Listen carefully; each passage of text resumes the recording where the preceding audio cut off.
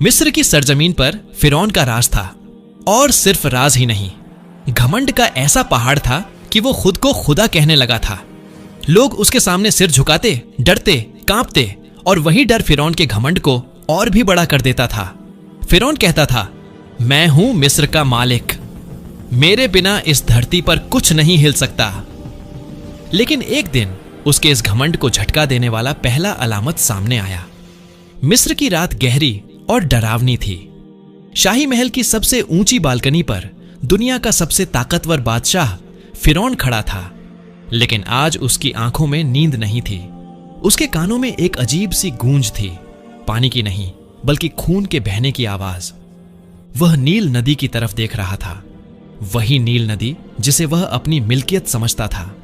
लेकिन आज उसे उस नदी के काले पानी में अपना चेहरा नहीं बल्कि मौत का साया दिखाई दे रहा था।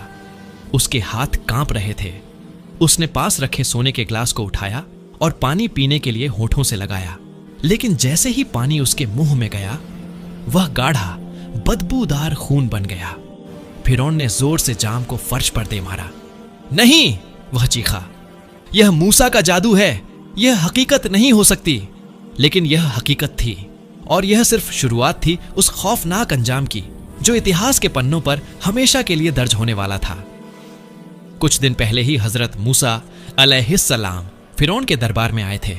उनका चेहरा नूरानी था, लेकिन आंखों में जलाल था। मूसा अलैहिस्सलाम ने कहा था, ऐ फिरौन, अब भी वक्त है, बनी इज़राइल को छोड़ दे और अपने रब के सामने झुक जा, वरना मिस्र की जमीन तुझे उगल देगी और आसमान तुझ पर रोएगा भी नहीं। फिरौन अपने तख्त पर अकड़ कर बैठा था। उसने अपनी हंसी उड़ाई थी। मैं मिस्र का रब हूं, ये हवाएं, ये पानी, ये सूरज, सब मेरे हुक्म के गुलाम हैं। तेरा रब मेरा क्या बिगाड़ लेगा? लेकिन फिरौन भूल गया था कि मिट्टी का बना इंसान जब खुदाई का दावा करता है तो कुदरत उसे तोड़ने के लिए अपनी सबसे छोटी फौज को भेजती है। अल्लाह का गजब उतरना शुरू हुआ। वह मिस्र जो अपनी खूबसूरती पर नाज करता था, अब एक बदबूदार नरक बन चुका था। 1. खून का कहर। सबसे पहले पानी ने बगावत की। मिस्र का हर कुआं, हर नहर, हर घड़ा खून से भर गया। मिस्रवासी प्यास से तड़प रहे थे। अजीब बात यह थी कि जब कोई बनी इज़राइल का गुलाम पानी पीता तो वह साफ और ठंडा पानी होता, लेकिन जैसे ही कोई फिरौन को मानने वाला उसे छूता, वह गाढ़ा खून बन जाता। फिरौन प्यास से पागल हो रहा था। उसके होंठ सूख कर पपड़ी बन गए थे।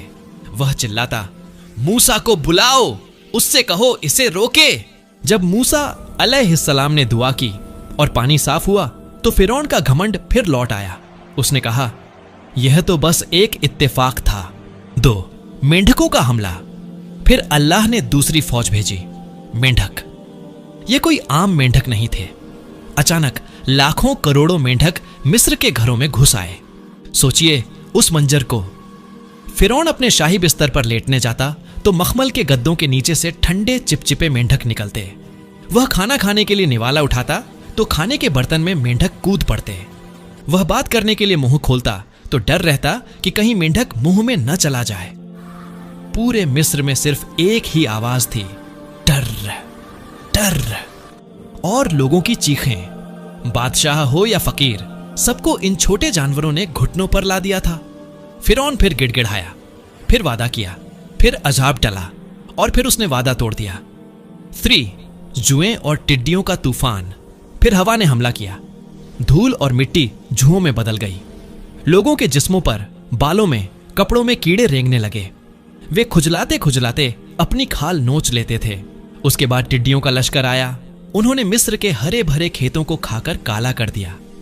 जो बागीचे फिरौन की शान थे, वे अब सूखी लकड़ियों का ढेर बन चुके थे। फिरौन का वजीर हामान उसके कान भरता रहा, जापनाह, आप कमजोर नहीं पड़ सकते। अगर आप झुके तो लोग आपको खुदा मानना छोड़ देंगे। यह मूसा का जादू है, बस कुछ दिन का खेल है। यही वो झूठी तसल्ली थी जिसने फिरौन को मौत के मुंह तक धकेल दिया। आखिरी चेतावनी आ चुकी थी। अल्लाह ने हजरत मूसा अलैहिस्सलाम को हुक्म दिया, आज रात अपने लोगों बनी इज़राइल को लेकर चुपके से निकल जाओ।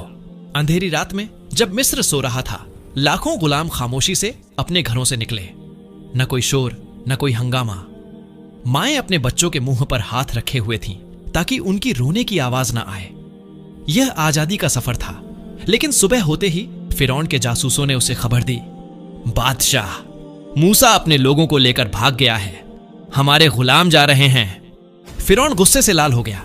उसका सीना तकब्बुर, घमंड से फटने लगा। उसने अपनी जिद की हद पार कर दी। मेरी फौज तैयार करो, उसने दहाड़ लगाई। आज मिस्र की जमीन उनका खून पिएगी। मैं मूसा को भी मारूंगा और उसके रब को भी देख लूंगा। 20 लाख की फौज, रथ, घोड़े, तलवारें। फिरौन अपनी पूरी ताकत के साथ निकल पड़ा। जमीन उसके लश्कर के कदमों से कांप रही थी। धूल का गुब्बार आसमान छू रहा था। उसका इरादा पक्का था, आज बनी इजराइल का नामो निशान मिटा देना है। नील के किनारे, मौत और जिंदगी के बीच बनी इजराइल चलते चलते बहर ए अहमर, लाल सागर के किनारे पहुंच गए। सामने ठाठे मारता हुआ गहरा समुद्र था और पीछे से उड़ती हुई धूल बता रही थी कि फिरौन आ रहा है। लोग घबरा गए। उन्होंने चीखना शुरू कर दिया, ए मूसा, तुमने हमें मरवा दिया। सामने समंदर है, पीछे फिरौन है, अब हम कहां जाएं? मायूस चेहरे, रोते हुए बच्चे और कांपते हुए बुजुर्ग, सबको अपनी मौत सामने दिख रही थी। लेकिन हजरत मूसा अलैहिस्सलाम का ईमान पहाड़ जैसा मजबूत था। उन्होंने सुकून से कहा, हरगिज नहीं, मेरा रब मेरे साथ है, वह जरूर रास्ता निकालेगा। तभी अल्लाह का हुक्म हुआ, ए मूसा, अपनी लाठी समंदर पर मारो। जैसे ही लाठी पानी से टकराई, एक भयानक आवाज आई, जैसे आसमान फट गया हो। समंदर का पानी बीच से चीर दिया गया। पानी की लहरें दोनों तरफ बड़े पहाड़ों की तरह खड़ी हो गईं। बीच में सूखी जमीन निकल आई। यह मंजर देखकर लोगों की आंखें फटी रह गईं। यह नामुमकिन था, लेकिन उनकी आंखों के सामने था। मूसा अलैहिस्सलाम ने हुक्म दिया और लाखों लोग उस रास्ते से गुजरने लगे। फिरौन अपने रथ पर सवार तेजी से समुद्र के किनारे पहुंचा। वहां का मंजर देखकर उसने लगाम खींच ली। उसके घोड़े बिधक गए। उसने देखा कि समुद्र 2 हिस्सों में बटा हुआ है और बीच में एक रास्ता है। पानी की दीवारें खड़ी थीं, मानो किसी हुक्म का इंतजार कर रही हों। फिरौन के दिल में पहली बार खौफ पैदा हुआ। उसकी अंतरात्मा ने कहा, मत जा, यह जाल है, यह रब का मौजज़ा है। वह ठिठक गया। वह पीछे हटने ही वाला था कि तभी अल्लाह की हिकमत देखिए। हजरत जिब्राइल अलैहिस्सलाम एक इंसानी शक्ल में एक घोड़ी पर सवार होकर आए और फिरौन के घोड़ों के आगे से तेज रफ्तार में उस समुद्री रास्ते में घुस गए। फिरौन के घोड़ों, जो नर थे, ने जब घोड़ी को आगे जाते देखा तो वे बेकाबू होकर उसके पीछे दौड़ पड़े। फिरौन चाहकर भी उन्हें रोक न सका। जैसे ही फिरौन रास्ते पर उतरा, उसकी पूरी फौज, वजीर, सिपाही, हाथी, घोड़े सब उसके पीछे चले आए। उन्हें लगा कि रास्ता उनके लिए भी खुला है। हम मूसा को पकड़ लेंगे, वे चिल्लाए। बनी इजराइल का आखिरी आदमी समुद्र के दूसरे किनारे पर सुरक्षित पहुंच चुका था। फिरौन और उसकी पूरी फौज अब समुद्र के ठीक बीचों बीच थी। दोनों तरफ पानी की ऊंची ऊंची दीवारें थीं, जो अब कांप रही थीं। सन्नाटा इतना गहरा था कि रथों के पहियों की आवाज गूंज रही थी। अचानक हजरत मूसा अलैहिस्सलाम ने अल्लाह के हुक्म से अपनी लाठी दोबारा पानी की तरफ बढ़ाई और तब वह हुआ जिसका डर था। अल्लाह का हुक्म हुआ, मिल जा।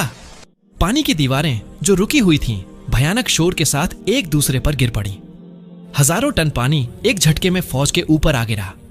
बचाओ की चीखें पानी के शोर में दब गईं। रथ टूट गए, घोड़े डूबने लगे और लोहे के कवच पहने सिपाही पत्थर की तरह समुद्र की तह में जाने लगे। फिरौन पानी की लहरों से लड़ रहा था। वह डूब रहा था, ऊपर आ रहा था, फिर डूब रहा था। उसका ताज कहीं गिर चुका था। उसके शाही कपड़े भीगकर भारी हो गए थे। मौत को सामने देखकर उसका सारा घमंड एक पल में चकनाचूर हो गया। जब पानी उसके गले तक आ गया और सांस रुकने लगी तो उसने वही चीख लगाई जो उसे बहुत पहले लगानी चाहिए थी। उसने चिल्लाकर कहा, मैं ईमान लाया कि कोई माबूद नहीं सिवाय उसके जिस पर बनी इजराइल ईमान लाए, और मैं मुसलमान होता हूं। लेकिन बहुत देर हो चुकी थी। तौबा का दरवाजा बंद हो चुका था। अल्लाह की तरफ से जवाब आया जिसका मफहूम है, अब ईमान लाता है, जबकि इससे पहले तूने नाफरमानी की और फसाद मचाता रहा।